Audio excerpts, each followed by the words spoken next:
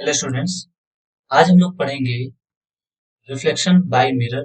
ठीक है, जिसमें बेसिकली हम लोग पढ़ेंगे इसमें इमेज फॉर्मेशन। देखिए, जो रिफ्लेक्शन होता है वो मिरर्स के थ्रू होता है और रिफ्लेक्शन की वजह से जो इमेज बनती है वो आज हम लोग पढ़ेंगे कि मिरर्स कैसे इमेजेस बनाते हैं। दो टाइप के मिरर्स होते हैं, एक होता है कॉन्वेक्स मिरर और दूसरा होता है कॉनकेव मिरर। तो हम दोनों मिरर्स के थ्रू जो भी इमेज बनेगी उसके बारे में हम लोग स्टडी करेंगे। ठीक है, देखिए यहाँ पे बात ध्यान समझिएगा। यहाँ पे जो कॉन्वेक्स मिरर होता है, इससे पहले वाले वीडियो में मैंने बताया था कि कॉन्वेक्स मिरर में जो ये आउटर सरफेस होता है ये रिफ्लेक्टिव सरफेस होता है और कॉनकेव मिरर में जो इनर सरफेस होता है वो रिफ्लेक्टिव सरफेस होता है। मतलब यहाँ से लाइट रिफ्लेक्ट होके वापस जाती है। ठीक है, so without any delay let's begin. ठीक है, सबसे पहले हम लोग पढ़ेंगे कि parts of mirror plays very important role. अगर हम मिरर्स के पार्ट हमें नहीं मालूम है तो हम किसी भी हाल में कुछ भी इसके बारे में इमेज फॉर्मेशन बता ही नहीं सकते कि कैसे इमेज फॉर्मेशन होगी। तो देखिए, सपोज दैट हमने यहाँ पे कंसिडर किया है कॉन्वेक्स मिरर। ठीक है, ये कौन सा मिरर है? ये है कॉन्वेक्स मिरर। हम ये मान के चल रहे हैं कि इसका ये वाला जो पार्ट इसमें पॉलिश कर दी गई है, जो इनर पार्ट है इसमें क्या कर दी गई है? पॉलिश कर दी गई है। और आउटर पार्ट जो ये वाला है this is reflective part. Okay, तो इसमें सबसे जो मिडिल पार्ट होता है, इस मिडिल पार्ट जो यहाँ मिडिल पार्ट है इसको बोला जाता है पोल। क्लियर है? उसके बाद जो यहाँ पे जिस से ये जो जब हम इसको ऐसे सर्किल बनाएंगे इस तरीके से, तो इस सर्किल का जो स्फीयर का जो सेंटर होगा इसको बोला जाता है रेडियस ऑफ कर्वेचर सी। क्या बोला जाता है? इसको बोला जाता है रेडियस ऑफ कर्वेचर। ठीक है, यानी कह सकते हैं कि radius of curvature is the centre of a sphere for which the mirror is part. जिसके लिए मिरर पार्ट होता है उसके सेंटर को हम बोलते हैं सेंटर ऑफ कर्वेचर। क्या बोला जाता है? Centre of curvature. तो देखिए, इसमें सबसे पहले हम लोग पढ़ेंगे पार्ट्स ऑफ द मिरर के बारे में। पार्ट्स ऑफ मिरर जो होता है बहुत इंपॉर्टेंट रोल प्ले करता है इमेज फॉर्मेशन को समझने के लिए। ठीक है, पार्ट्स ऑफ मिरर समझने के लिए सबसे पहले हमने एक कॉन्वेक्स मिरर ले लिया। कॉन्वेक्स मिरर में क्या होता है? कॉन्वेक्स मिरर में इधर अंदर पॉलिश कर दी जाती है। ठीक है, इधर अंदर पॉलिश कर दी जाती है और इसका आउटर जो सरफेस होता है वो होता है रिफ्लेक्टिव सरफेस। अब इस मिरर का जो मिडिल पार्ट होता है, जस्ट मिडिल पॉइंट जो होता है यहाँ पे, इसको बोला जाता है दिस इज कॉल्ड पोल। इसको क्या कहा जाता है? पोल कहा जाता है। आप जानते होंगे कि जो स्फेरिकल मिरर्स होते हैं they are basically part of a sphere और हर एक स्फीयर का एक सेंटर होता है। वैसे इसका भी एक सेंटर होगा। इस सेंटर को बोला जाता है सेंटर ऑफ कर्वेचर। इसको बोला जाता है सेंटर ऑफ कर्वेचर। ठीक है, जिसको हम रिप्रेजेंट करते हैं कैपिटल सी से। अब यहाँ पे पोल और सी को जो मिलाने वाली लाइन होगी इसको हम बोलेंगे प्रिंसिपल एक्सिस। इसको हम क्या बोलेंगे? इसको बोलेंगे प्रिंसिपल एक्सिस। ठीक है, प्रिंसिपल एक्सिस यानी जो पोल को सेंटर ऑफ कर्वेचर से लाइन मिलाती है उसको हम लोग बोलते हैं प्रिंसिपल एक्सिस। आई होप आपको ये बातें क्लियर हो गई होंगी। अब इसका जो मिडिल पार्ट होता है, जो इसका जस्ट हाफ वाला पार्ट होता है, इसको बोला जाता है फोकस। इसको बोला जाता है फोकस। और यहां से इस पोल से लेके फोकस के बीच की डिस्टेंस को बोलते हैं फोकल लेंथ।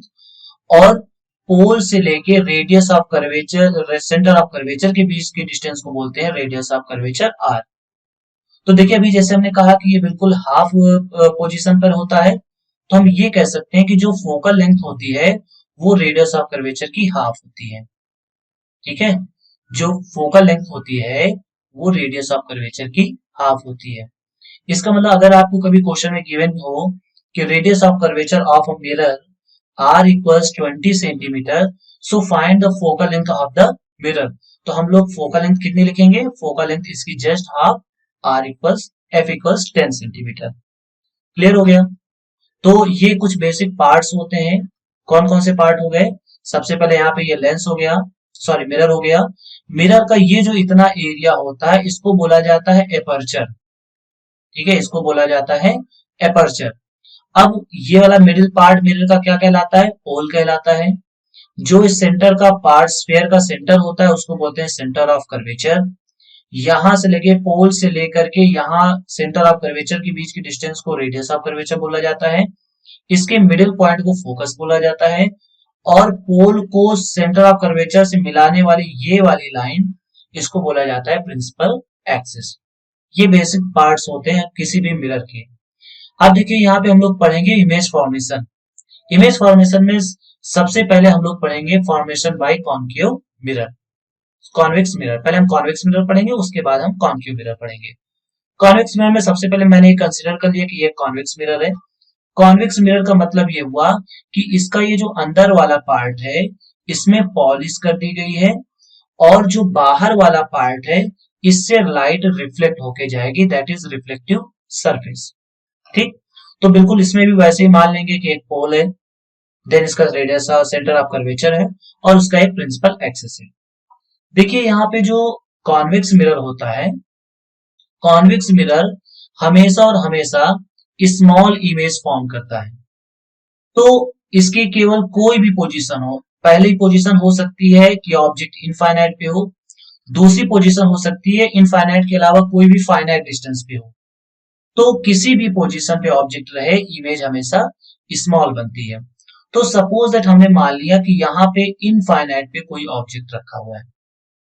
तो देखिए इमेज फॉर्मेशन के बेसिक 3 रूल होते हैं।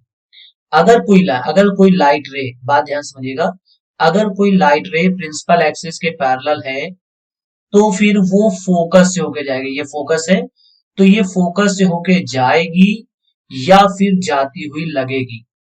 क्योंकि देखिए यहाँ पे चूंकि ये पॉलिश है तो लाइट रिफ्लेक्ट होके वापस चली जाएगी, लेकिन वो जाती हुई जरूर लगेगी। ठीक है, ये फर्स्ट हो गया कि अगर कोई लाइट रे प्रिंसिपल एक्सिस के पैरेलल है तो वो फोकस से जाएगी या जाती हुई लगेगी। It will pass through the focus or seems to be pass through the focus. जो दूसरा है, अगर वो कोई लाइट रे फोकस में जा रही है, फोकस से जाती हुई लग रही है, तो रिफ्लेक्शन के बाद वो प्रिंसिपल एक्सिस के पैरेलल हो जाएगी। ये हो जाता है।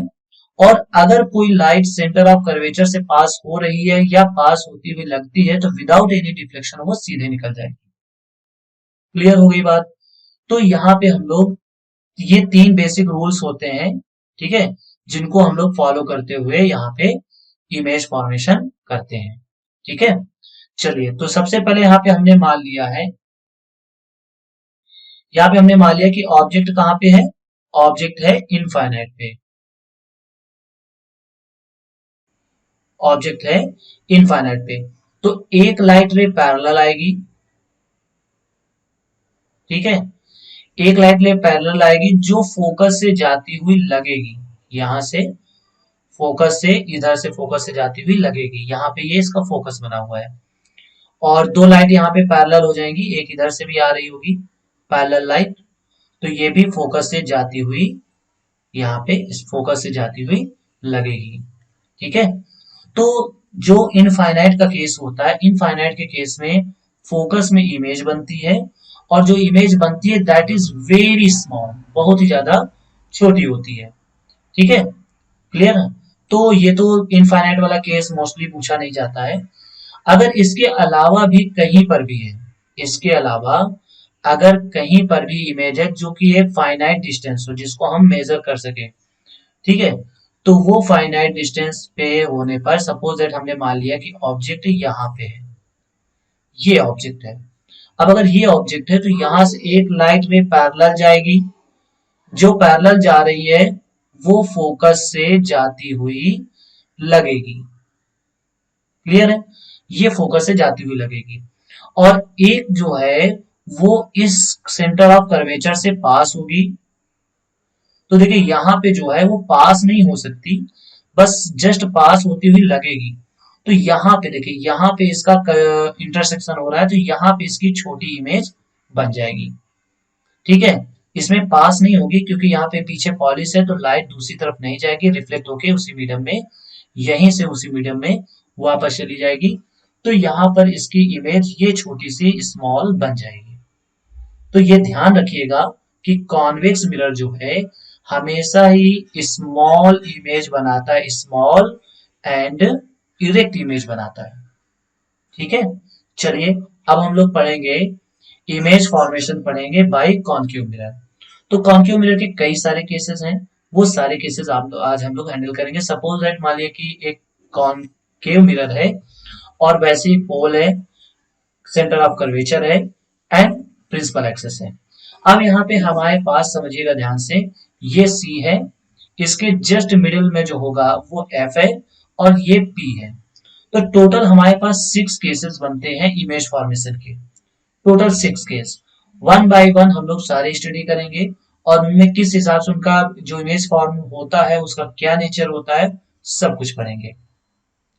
तो सबसे पहले हम यहाँ पे फर्स्ट केस ले रहे हैं, जब ऑब्जेक्ट जो है एट इनफाइनाइट, इनफाइनाइट पे, तो इनफाइनाइट सपोज दैट यहाँ पे है, इनफाइनाइट मतलब बहुत दूर है, तो हमने मान लिया कि ये ऑब्जेक्ट यहाँ पर है, इनफाइनाइट पे है। तो एक लाइट पैरेलल आएगी प्रिंसिपल एक्सिस के, ऐसे पैरेलल आ रही है। तो जो पैरेलल लाइट रेज होती हैं वो रिफ्लेक्शन के बाद कहां से पास होती हैं, फोकस से। ठीक है, यहाँ पे फोकस से पास होंगी।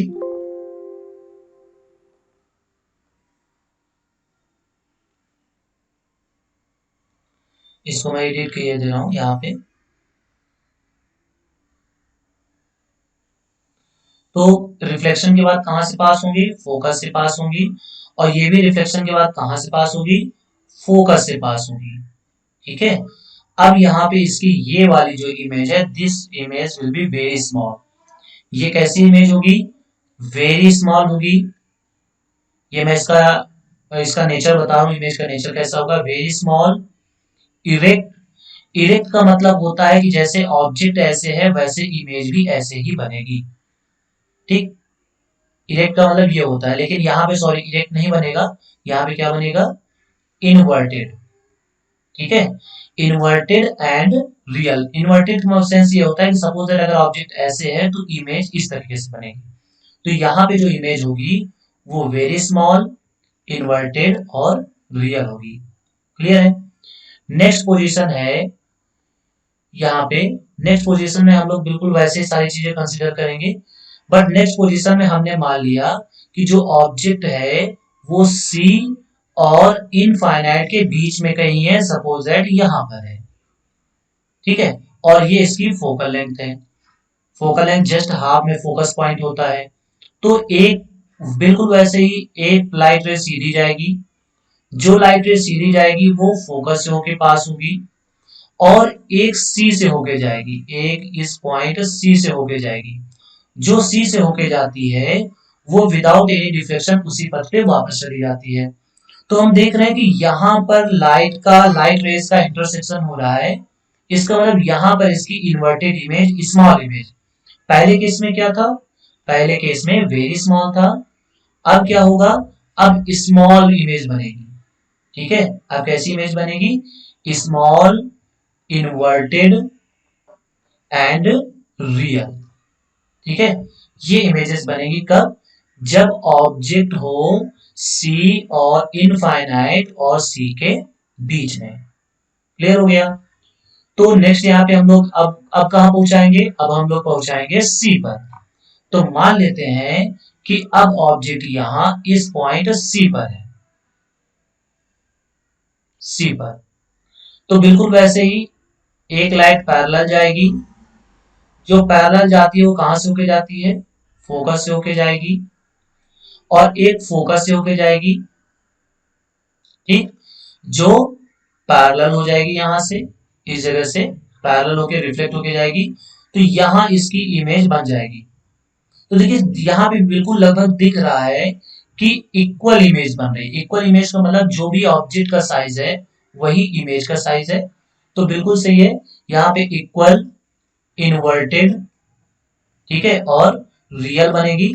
अच्छा, अगर यहाँ पे पोजीशन की बात करें तो इससे पहले वाले की जो पोजीशन थी वो सी और एफ के बीच में थी, बट इस वाले केस में सी पर ऑब्जेक्ट है तो सी पर ही इमेज बन रही है, सी पर ऑब्जेक्ट है तो सी पर ही इमेज बन रही है। क्लियर है। चलिए नेक्स्ट हम लोग पढ़ते हैं बिल्कुल सारी चीजें वैसे ही चलती रहेंगी, focus, principal axis, centre of curvature. ठीक है। अब हम लोग क्या मानेंगे, अब मान लिया ऑब्जेक्ट को थोड़ा सा और बढ़ा दिया, मतलब ऑब्जेक्ट को हमने यहाँ पे रख दिया। अब इस कंडीशन को क्या कहेंगे, इस कंडीशन को कहेंगे कि ऑब्जेक्ट सी और एफ के बीच में रखा हुआ है, सी और एफ के बीच में। इसका जो मेन मोटिव है वो यही है, एक लाइन पैरेलल जाएगी, जो पैरेलल जाएगी वो सी से होके जाएगी, ठीक है, और एक फोकस से होके जाएगी, सॉरी ध्यान से समझिएगा, जो पैरेलल है वो फोकस से होके जाएगी, और जो एफ से होके जाएगी वो पैरेलल हो जाएगी, यहाँ पे ऐसे इस तरीके से पैरेलल हो जाएगी। तो यहाँ पे इसकी इमेज बन गई, इस जगह पे इसकी इमेज बन गई। अब यहाँ पे हम देख रहे हैं कि ये ऑब्जेक्ट के कंपेयर में इमेज का साइज थोड़ा सा लार्ज है, तो यानी यहाँ पे इमेज जो बनेगी इस केस में, मतलब जब ऑब्जेक्ट सेंटर ऑफ कर्वेचर और फोकस के बीच में हो तो इमेज लार्ज बनेगी, ठीक है। वैसे ही इन्वर्टेड बनेगी और रियल बनेगी। अच्छा, अगर पोजीशन की बात करें तो पोजीशन जो होगी वो सी से इनफाइनाइट के बीच में होगी। देखिए बहुत ज्यादा इन सबको याद करना बहुत ज्यादा जरूरी होता है। लास्ट में हम आपको एक ऐसा टेबल बना के बताएंगे ताकि आपको एक ही बार में चीजें तैयार हो जाए। सो नेक्स्ट पढ़ते हैं। तो अभी हम लोगों ने पढ़ा सी और एफ के बीच में, इस बार क्या होगा, इस बार हम लोग एफ पे ही रख देंगे। मान लिया सपोज दैट ये एफ है, तो एफ पर ही ऑब्जेक्ट रखा हुआ है, तो ये यहाँ पे ऑब्जेक्ट रखा हुआ है। बिल्कुल वैसे ही एक लाइन पैरेलल जाएगी, एक लाइट रे जब पैरेलल जाएगी तो किससे होके जाएगी, फोकस से होके जाएगी, और दूसरी लाइट रे किससे होके जाएगी, सी से होके जाएगी, दिस दिस सी से होके जा रही है, ठीक है। अब बात ध्यान से समझिएगा, यहाँ पे साफ साफ दिख रहे हैं कि बोथ लाइंस आर पैरेलल, दोनों जो रिफ्लेक्टेड लाइट रेज हैं वो कैसी हैं, वो पैरेलल है। और पैरेलल लाइट रेज कहाँ मिलती हैं, इनफाइनाइट पे मिलती हैं। तो जो इमेज की पोजीशन होगी, ठीक है, इमेज पोजीशन जो होगी वो तो इनफाइनाइट होगी। लेकिन अगर हम शेप की बात करें तो बताइए, जब इनफाइनाइट पे कहीं जाके कट करेगा तो यहाँ पे ऐसे इस तरीके से इमेज बनेगी, यानी इमेज बनती है वेरी लार्ज, इमेज बनती है वेरी लार्ज। और बात करें तो इन्वर्टेड, इन्वर्टेड और रियल उसकी कैरेक्टरिस्टिक्स होगी, ठीक है। रियल बनेगी, इन्वर्टेड बनेगी और वेरी लार्ज बनेगी। क्लियर हो गई बात। अब हम लोग लास्ट कंडीशन पढ़ेंगे। लास्ट कंडीशन में अब हम लोग क्या करेंगे, एफ से थोड़ा और आगे बढ़ जाएंगे। जब एफ से थोड़ा और आगे बढ़ेंगे तो सपोज दैट मान लो कि ये वाला पॉइंट, जैसे कि ये वाला पॉइंट एफ है, ऑब्जेक्ट यहाँ पे है, ऑब्जेक्ट यहाँ पे है। बिल्कुल वैसे ही एक लाइट रे पैरेलल जाएगी, जो लाइट रे पैरेलल जाएगी वो फोकस से हो जाती हुई लगेगी, और एक जाएगी सी से, सी से। तो जो सी से जाती है वो सी से ही वापस इधर चली जाएगी। तो हम यहाँ पे देख रहे हैं इनके बीच की जो डिस्टेंस है लगातार बढ़ती जा रही है, मतलब ये इनफाइनाइट पे जाके कहीं आगे कट नहीं करेंगे, ये एक्चुअल में जाके पीछे कट करेंगे यहाँ पे। तो यहाँ पे इसकी देखो, यहाँ पे रियल में नहीं कट कर रहे हैं, यहाँ पे कट करते हुए लग रहे हैं, ठीक है। दैट मीन्स कि यहाँ पे इसकी जो इमेज होगी वो रियल ना होकर वर्चुअल होगी। साइज हम देख पा रहे हैं लार्ज होगी, ठीक है। और ये भी देख पा रहे हैं कि जैसा एक ऑब्जेक्ट है वैसी ही इमेज बन रही है, दैट इज इरेक्ट। तो इस केस में, ये जो लास्ट केस है, इस केस में सारी प्रॉपर्टी जस्ट अपोजिट हो जाती है, रियल की बजाय वर्चुअल बनने लगता है, लार्ज बनता है, और जहां हर बार इन्वर्टेड बन रहा था वहां इस बार इरेक्ट बनेगा, ठीक है। और इसी प्रॉपर्टी की वजह से, चूंकि इरेक्ट बनता है और लार्ज बनता है, इसी प्रॉपर्टी की वजह से हम लोग सेविंग मिरर, मतलब जो बार्बर्स होते हैं, नाई की दुकानें होती है, वहां पे एज ए सेविंग मिरर इसी मिरर का यूज किया जाता है। क्लियर है। तो बेसिकली इतनी चीजें थी। अब यहाँ पे हम आपको कुछ ट्रिक्स दे दें, समझिएगा ध्यान से। यहाँ पे क्या करेंगे, टोटल हम यहाँ पे ऐसे चार्ट बना लेंगे। चार्ट में सपोज दैट मान लिया कि ये ऑब्जेक्ट है, ये इमेज है, और ये उसका नेचर है, ठीक। तो ऑब्जेक्ट को हम इनफाइनाइट से स्टार्ट करेंगे और इमेज को फोकस से स्टार्ट करेंगे। ऑब्जेक्ट को इनफाइनाइट से स्टार्ट करेंगे, इमेज को फोकस से स्टार्ट करेंगे। अब जैसे जैसे ऑब्जेक्ट को हम इधर लाएंगे वैसे वैसे इमेज को इधर लेके जाएंगे। आप सारी चीजें एक साथ एक ही बार में पढ़ेंगे तो आपको ये बातें अच्छे समझ में आ जाएंगी। आई होप आपको वीडियो पसंद आया होगा। दोस्तों के साथ शेयर कीजिए, वीडियो को लाइक कीजिए।